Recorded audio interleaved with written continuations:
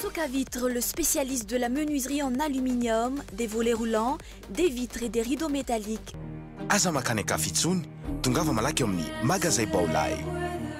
Vous avez votre bac? Ne perdez pas votre temps. GSI Université privée, habilitée par l'État. Manolotra anao ny vaovao.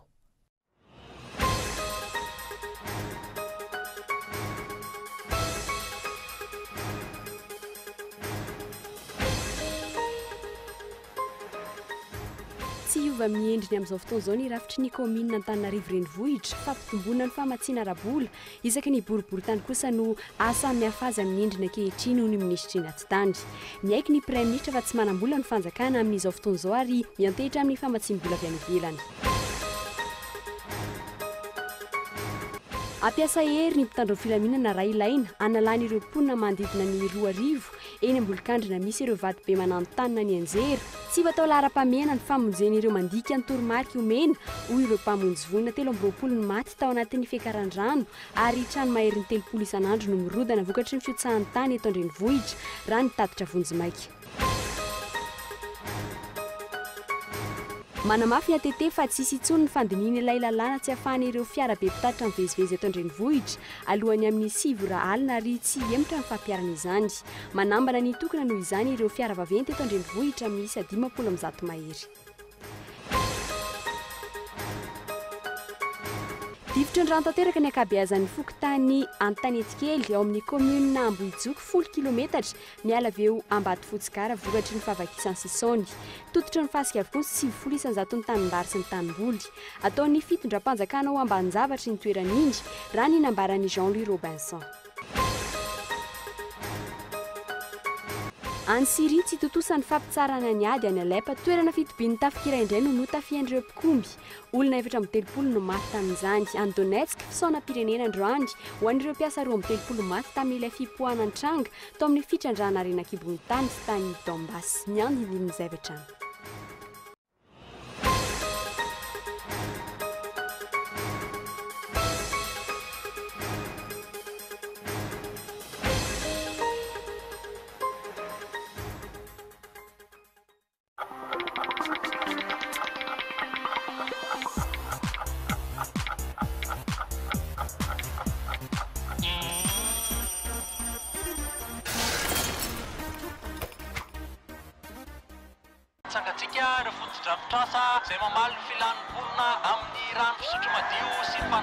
Toky vitaka fa ny atao no hita. Manantena ny fandraisana tanana manokana ny sehatry ny rano sy ny fanadiovana ny sambatan'olona.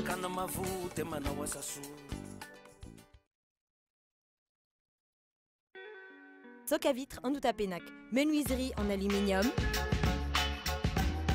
rideaux métalliques, volets roulants, vitres, tôle,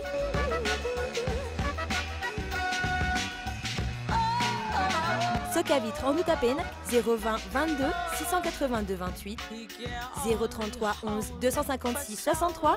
Soca Vitre en Outapenac, très sincèrement à votre service.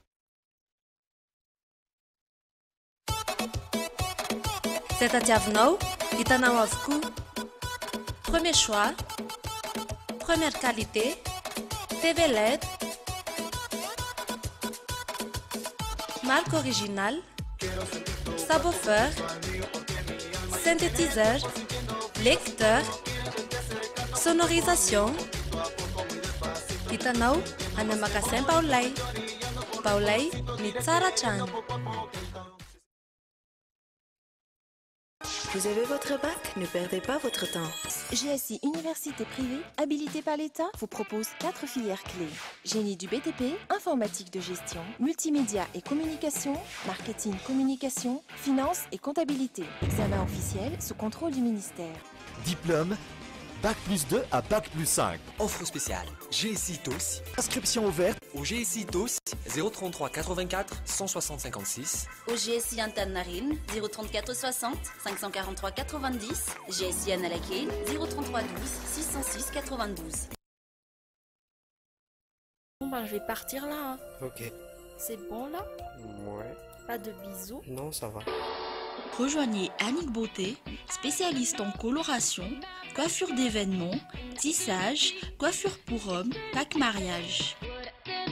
Oh, pas de bisous? Non, ça ira. Voulez-vous être une femme sublime, attrayante et sûre de vous? Mon secret, Annick Beauté. N'hésitez plus, affirmez votre personnalité chez Annick Beauté. Annick Beauté, notre secret. Coucou Angie, walang tub-tub-kape kifat. Yung fan mo kami pare. Tiamut, Angie. Tina. Il attend Jim Lebe, full demain. Et fine Oyan, fine. Bisous. Allô, je te dérange? Non, attends là. Va-moi-t'en là. Crédit Amial, Moranite, antso efapolo minitra be zao mankany amin'ny frantsy familianao anankitelo. Azonao ampiasaina manomboka amin'ny siviolal hatramin'ny enina ora maraina amin'ny vidiny 400 ariary. Afaka misoratra anareo ianaraka tianao, tsindrio azany dièse 322 étoile 25 dièse. Telma, numéro 1 mora. Ny azo ny vaniko laka, ny tanin'andriny ny tsara. Ny orinasa Madagascar Evolution Immobilier dia vonona ny mefafapoanao izay mikasa hividy tany. Fitsidihana maimaimpoana, mampandrisaina anao amin'ny fikarakarana ny taratasy rehetra. Koa raha mila fanazavana fanampiny ianao dia antsoy azy ny lahazana 033 21 099 06 na ry 034 14 099 06 22 566 54. Madagascar Évolution Immobilier, un avenir sûr, investir, bâtir pour le futur. Fiary fipetrabola tsy manatsahala azo antoka mikajy ny tahiry tsy ho verisandy na atao andrehetra. Tahajana polisy antaona, folo faingo fito polisy anjato ho an'ny petrabola telo taona, sivy faingo valo polisy anjato ho an'ny roa taona ary sivy faingo folo isanjato ho an'ny herintaona ho amin'ity volana marsa ity. Faingana ary mametraka ny tahirinao eny anivon'ny tahirim-bola mpanjakana manerana ny renivohim-paritany teo aloha ny 2 martsa ka hatramin'ny 13 martsa 10 sy 4 arivo. Petrabola farany ambany ray tapitrisa ariary. Vola tsara gaty, mahatsara fihavana.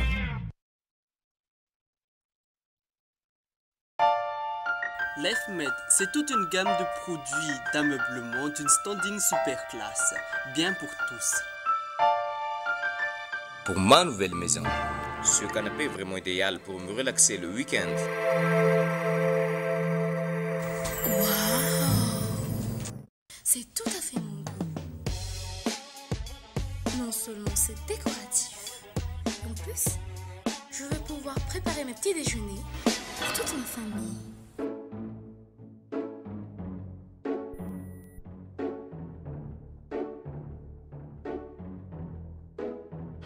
Même les enfants rêvent d'être grands. L'EFMED, à nous ça. Cool TV, la première télé numérique vous présente Cool Musique.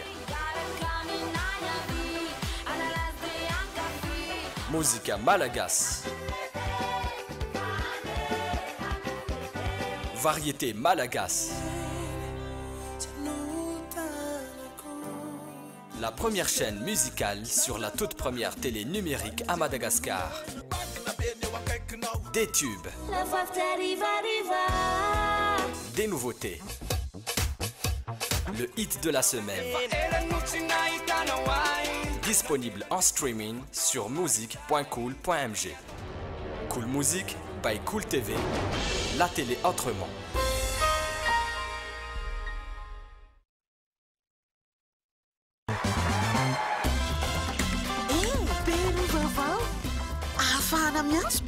Mandritra ny adiny 2 ora be zao makany anireo numéro orange rehetra amin'ny fotoana rehetra tolotra manan-kery 2 andro antso iaingana ny 224 étoile 2 ararotsy ny be 2 e miamanja ny antso miaraka amin'ny orange miamanja ny tontolo miaraka amin'ny orange Sangatsika ireo fotodrafitrasa izay mamaly ny filan'ny volona amin'ny rano fisotro madio sy ny fanadiovana. Toky fitaka fa ny atao no hita. Manantena ny fandraisana tanana manokana ny sehatry ny rano sy ny fanadiovana ny isam-batan'olona. Fanjakana mavo dia manao asa soa.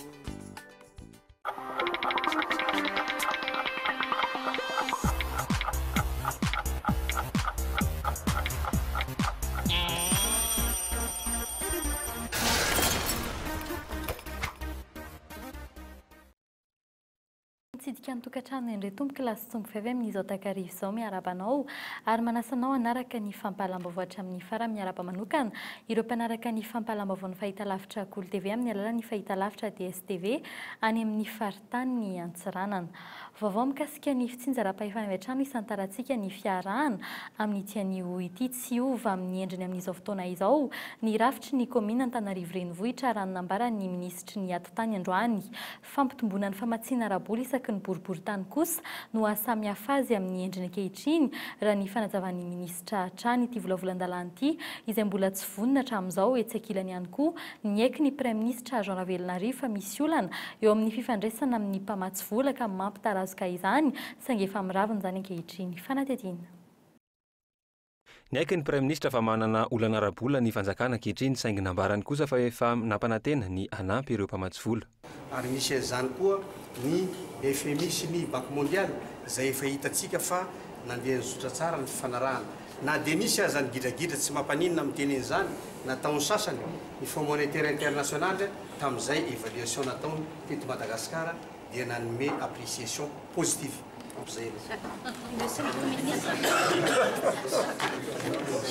Izy io ambaran'ny praiminisitra fa mpandoto rano io ny ministry ny vola teo aloha Razafitra Vonina Jean ve sa ny ministry ny Rambahiny teo aloha Razafitrimo Lala sa ny praiminisitra teo aloha Koly Roger. Izy ireo izay samy tsy ao anatin'ny fitondram-panjakana intsony ankehitriny. Mazava zany izao ny antony nampikatso ny firenena tao anatin'ny herintaona nitondran'ny filoha Rajonary Mampianina sy naresa lahatra ny mpiara-mombon'antoka ny fitondram-panjakana ka nampitarazoka ny fahatongavan'ny vola ampiasaina. Navezadanja no ireny dian'ny filoha-pirenena tany ivelany marobe ireny ve zany ny nafitsika ireo mpandoto rano nambaran'ny praiminisitra. Isan'ny niteraka resabe nefa teto atoerana ny fampiasana vola tamin'ny sehatra samihafa toy ny fampandaninan'ny lalàna izay nitsopahan'ny HCC momba ny sata manokana Antananarivo. Ny satana Antananarivo izay fantatra fa hotazomina amin'ny endriny ankehitriny izany hoe boribory-tany enina ao anaty komina iray ihany saingy ny resa-bola no misy fiovana.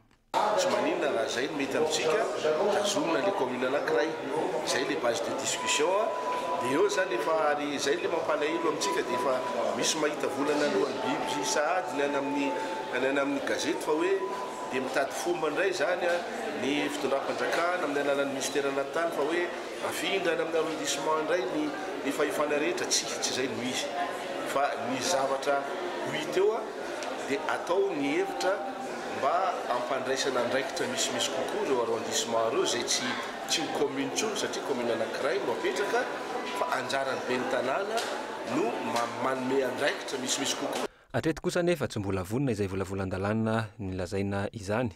10 volana mialoha ny daty napetraka fa anaovana ny fifidianana kominaly mbola mijanona ho vinavina ihany ireo fanovana rehetra tiana apetraka ananganana ity volavolan-dalana ity. Mbola fito tapitrisa dolara ihany koa ny vola tadiavina raha nambaran'ny mpamatsy vola. Mbola ampiantso ny atrikasa andinihana ity sata manokana Antananarivo ity ny fanjakana raha nambaran'ny ministry ny atotany androany. Efa ela no nainona izany saingy hatreto na ireo solombavam-bahoaka voafidy teto andrenivohitra aza tsy mbola nahazo izany fampiantsoana izany.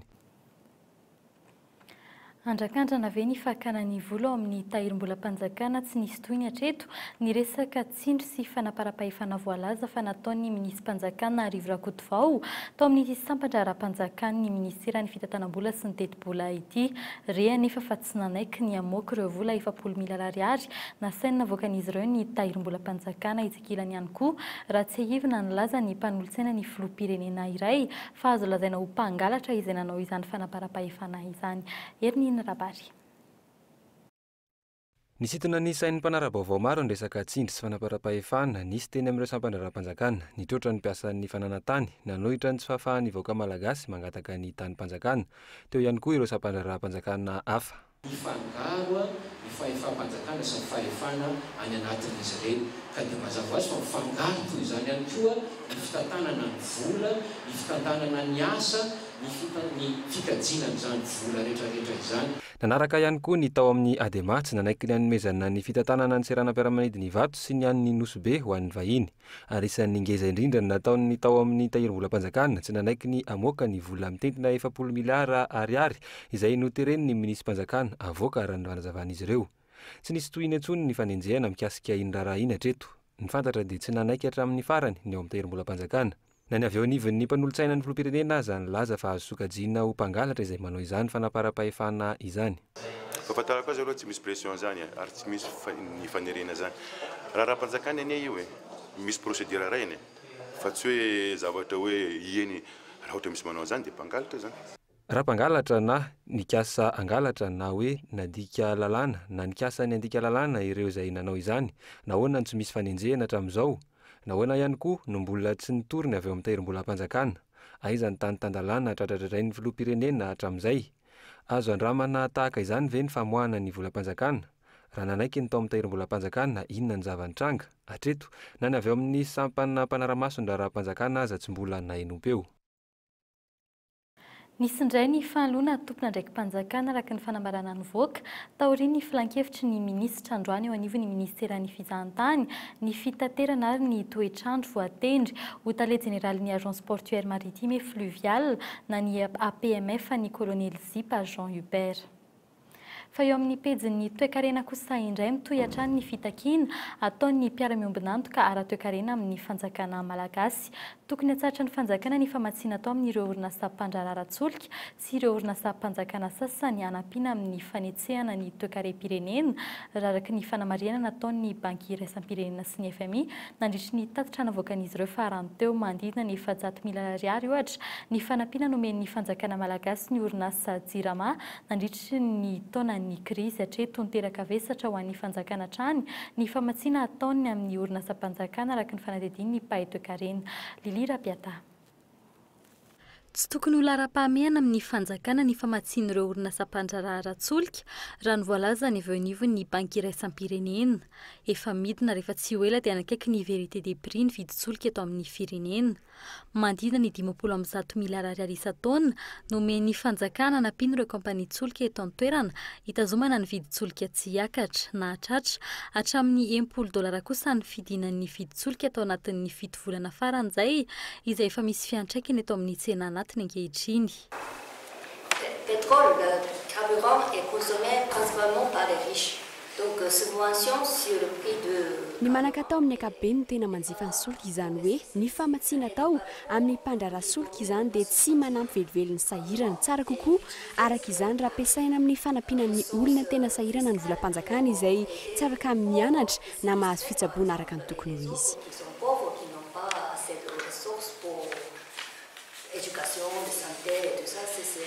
Etsakilany isan'ny mampalemy ny toe-karen'ny firenena ihany koa ny famatsiana tao amin'ireo orinasa mpanjakana. Ho an'ny orinasa Jirama ohatra, mahatratra 700,000 ariary no omen'ny fanjakana azy nanomboka ny taona 2014. Nandany ny 1,900 volam-panjakana kosa izany ny taona 2014 araka ny taremarika navoaka ny Mahasovo Frantsay izay mitetina 70 tapitrisa euro. Mifanohitra tanteraka amin'ny paikady adina amin'ny fahantrany izany fomba fiadin'ny fanjakana izany raha ny fanazavany pahy toe-karena iray.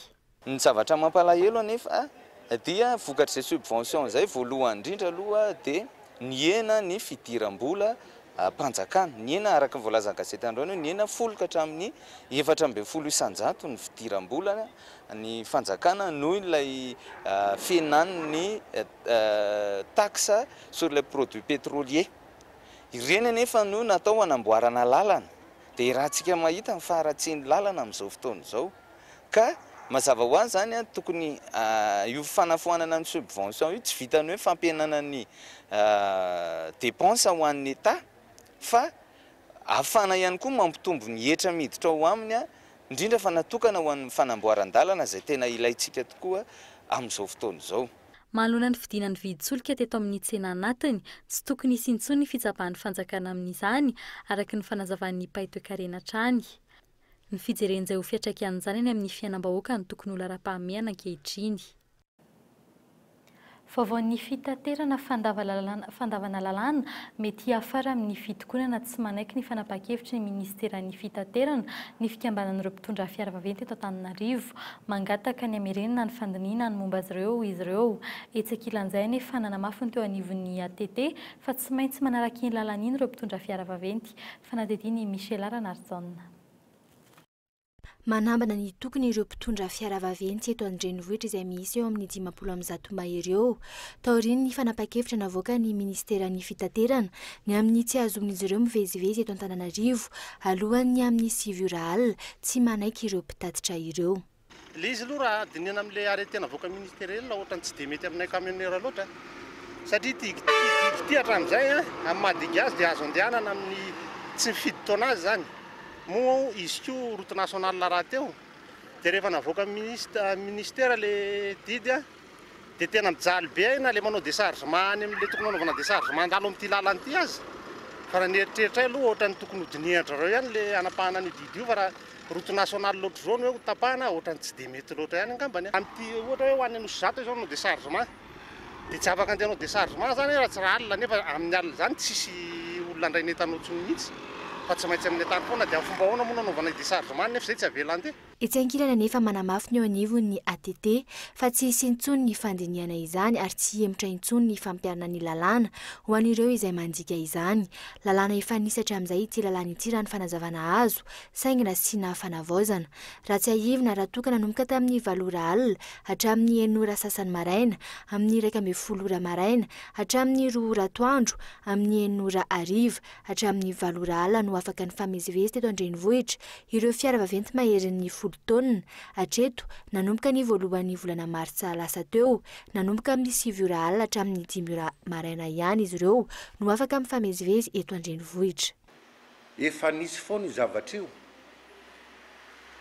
ary efa niatra zany fa ny atao hoe ny fampiarana azy na ny fanaraha-maso angambany tsy ampy teo ny raha sy ny fepetra io lalàna io tsy maintsy ampiarina ary ny anton'ny manokana tena tsy maintsy anarahany maso fampiarana azy amin'izao fotoana zao dia mba ilimitena ny ataoko hoe fahavoazana rehetrarehetra miaka eo amin'ny fotodrafitrasa eo amin'ny ain'ny olona hanao ahoana ny toy ny ity raharaha ity raha toka hanao fitokonana tokoa ireo mpitatitra ireo hanao ahoana ny famatsiana ny eto an-drenivohitra eo amin'ireo entana ilaina amin'ny andavanandro ny fahasimbany lalana izay efa misy fiantraikany betsaka any amin'ny vidin'ny entana eny an-tsena hatreto ankoatry ny fiakarany vidin'ny entana ilaina amin'ny andavanandro toy ny vary ny menaka sy ny siramamy efa mahatratra 700 ariary ny vidin'ny voatabia iray 10 ariary ny kilao ny karaoty ary 310 ariary ny kilao ny ovy lafombaovao fa kosa indray ampiasa hery ny fitondram-panjakana anesorany roapony ny avaratra akato sy ny manodidina ho an'ireo izay tsy mety miala eny amin'ny toeram-pirenen'izy ireo efa hatramin'ny alatsinainy nataony fanentanana raha ny zava-misy maro ireo mponina tsy mety miala amin'ny toeram-pinenany efa manantana nefa ny fianjeran'ireo vato sy ny ranontany eny an-toerana raha ny fanazavana voarahatra ny etsakilan'izay efa tafakatra hatrany amin'ny 7 alina ny trabona noho ny andro ratsy ankehitriny eto an-drenivohitra fanatetiana olona 2 mahery no mila findramona sesorina eny amin'ny toeram-pinenan'izy ireo eny avaratra akato sy ny ambolokandrina ary ny manodidina saikina tsasa-manila an'ireo anefa no tsy mety miala amin'ny toeram-pinenany no ny ayay momba ny entana sy ny trano finenany ampiasa hery ny mpitandro ny filaminana raha ilainy izany analana azy ireo izay tsy mety mandao ny toeram-pinenany izay efa atahorana ihany koa ny fiotsahan'ny ranontany sy ny vato voasokajy ho faritra menany eny an-toerana ankehitriny mamatotra hoe arosa ilay toerana dia ny ponty tafiditra manalalela dia hatramin'ny 70 degré dia ny formation géographique moa mialatsiny amin'ilay tenibaiko efa azo lazaina hoe misy fahalovana beda be ao anatin'izy trano maherin'ny 3 isan'andro no mirodana vokatry ny fiotsahan'ny tany eto an-drenivohitra efa nahafaty olona 320 izany raha ny tatitra vonjimaika hatreto antony anaran'ireo tompona ndraikitra ireo mponina amin'ny tsy mety miala amin'ny toeram-pinenany na dia efa hita zava-tany domondozy izy ireo ho an'ny avaratra akato Ambatomaro ary Manjakamiadana tsy ho tafiditra ho isan'ny urgence intsony ny fanavotana ireo izay amin'ny mandika ny toromarika hiala eny amin'ny ireo toerana ireo raha sanatrika misy ny fiotsahan'ny tany hono avy eo anivo ny sapeur pompier efa ao anatin'ilay zone rouge ny tenenina teo foana dia efa tsy prioritaire-ny pompier tsony ny andeha anenjeran'ilay trano na tany any amin'ireny faritra ireny satria efa ny évacuation aloha no tena hoe anina vonjena amin'ilay izy ankoatr'izay tafakatra 7 alina ny trabona taorian'ny andro ratsy nitondra oram-be teto Analamanga tsy aloatra mangory farany teo 504 hektara kosa ny tanimbary simba ka tany aloatra ny fito-polisin-jaton'izany saika eo ambonan'ny trabona rehetra ankehitriny ny olana momba ny fiambenana ny toeram-ponenana izay tsy maintsy ilaozan'izy ireo noho ny fiakaran'ny rano tahaka izany ihany koa ny ambany Manjakamiadana sy Akatso noho ny ala-botra samihafa vohikava mahatratra miazakazaka mirotsaka antsehatra manampy ny traboana avokoa ankehitriny ny fikambanana sy ny antoko politika samihafa manodidina ny vary 10 gony amin'ny 10 kilao sy akanjo telobalana no zarainy ny mpikambana teo anivon'ny mamparateny Tanjombato io tolakandro io ny traboana fetsia Nosy Mahavelona mitoby ny Tanjombato no nahazo izany fanampiana izany. Fanadetena vary akanjo fitafy ireo ny voatsirambiny tanana manao ny tsy ho zavatra ireo mpikambana mapara ireo isan'ireo avondrana politika mihetsika mafy ary manao izay vitany amin'ny famoahana ireo mpiray tanindrazana ny aramboina ny mapara ankehitriny eto an-drenivohitra.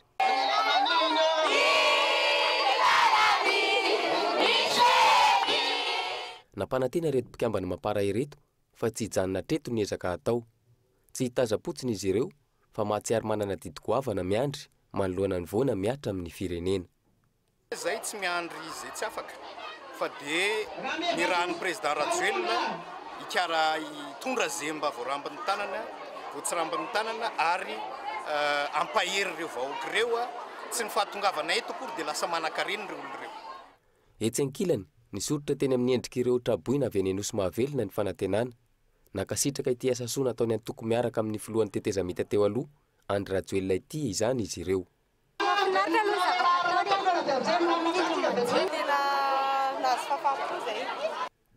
Araka izany manana netaentany ny vahoaka traboina tsy zarizary sy fiafiana mantsy no iainana. Trano lay iray ho an'olona 420 farafahakeliny ankehitriny atahorana ny sy ny valanaretina noho ny tsy fampiny rano fisotro sy ny rano fidiovana izay olana fototra eo anivon'ny ireo trano lay fandraisana traboina ankehitriny.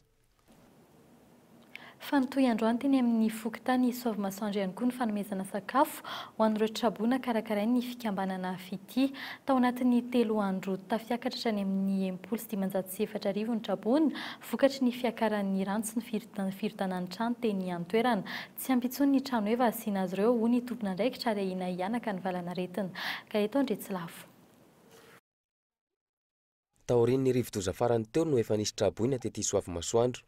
Ankoatra ireo fanomezana avy amin'ny PNGRC sy ireo fikambanana hafa, ny fanomezana rano fisotro madio mamay-poana ho an'ireo traboina treto no natolotry ny fokotany.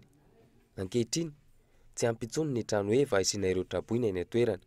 Antony, tato anatin'ny 3 andro ny tombo isa izy ireo.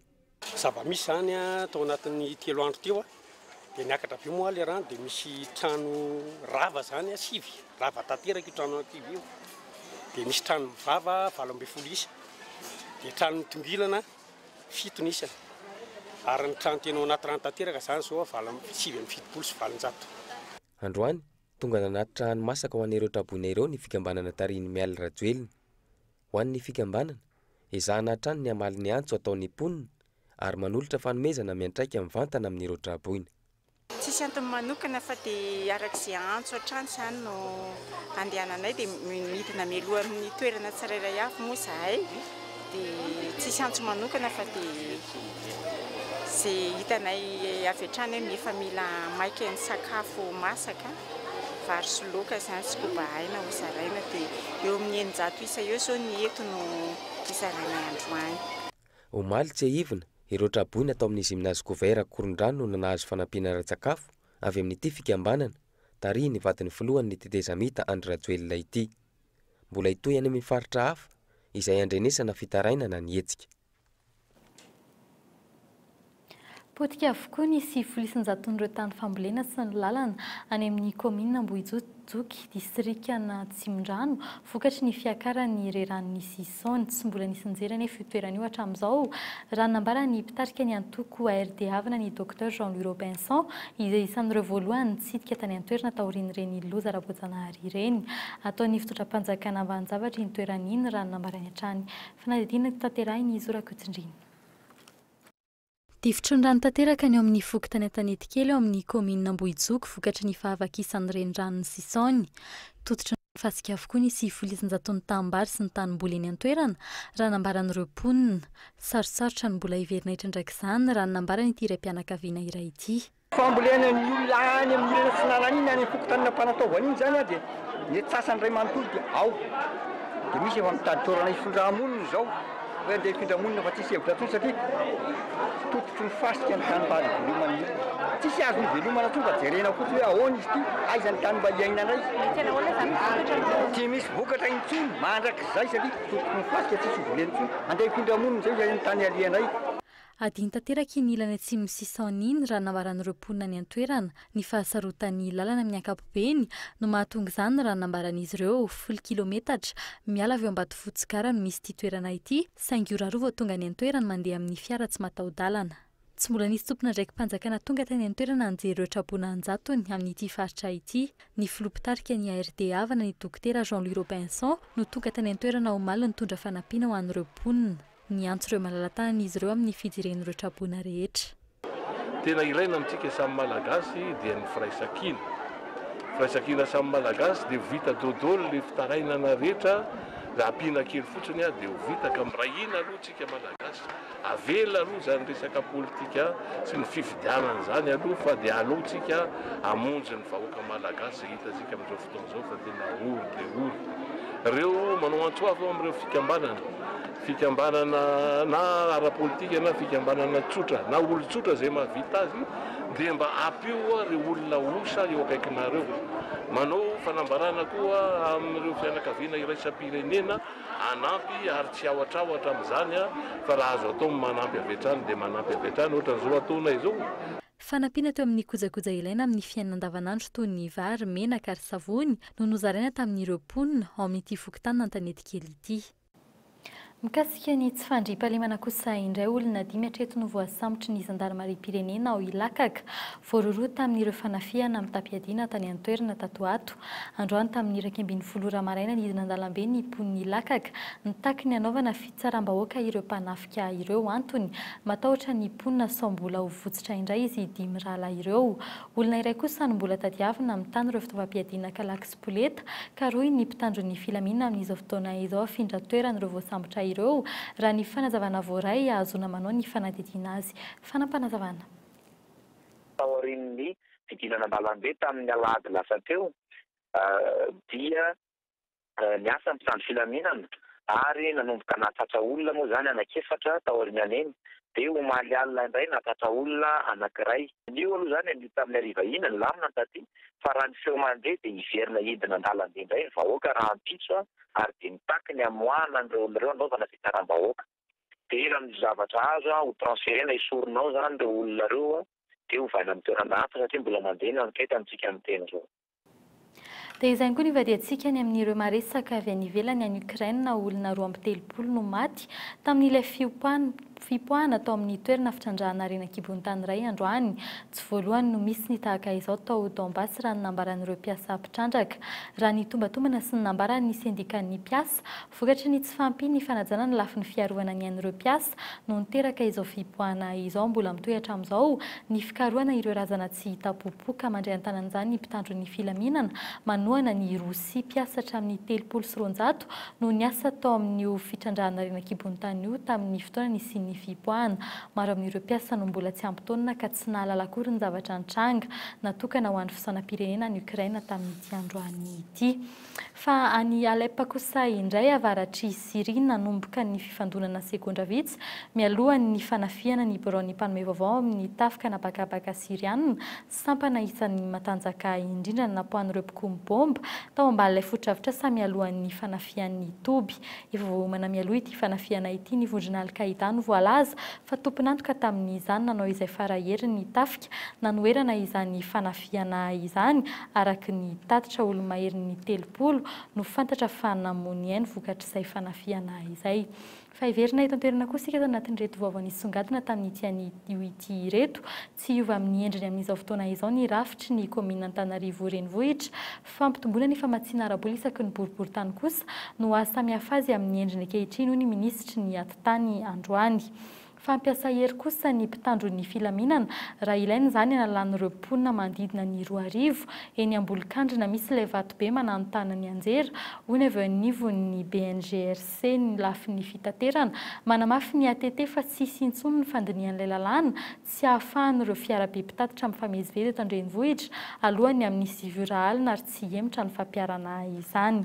farany loha hevitra ao amin'ny fandarana tafatafa raha ampitso amin'ny Kola FM valopolo teboka valo manomboka amin'ny 7:05 ny tokony fifampitondrana sy ny tokony ho toe-tsaina ary koa vahaolana mahalon'izao vony eto amin'ny firenena izao dia izay ihany koa no entina mamarana ny fampalam-baovao tamin'ny teny malagasy tamin'ny tiany ity metraka ny veloma ho amin'ny rahampitso indray veloma tompoko.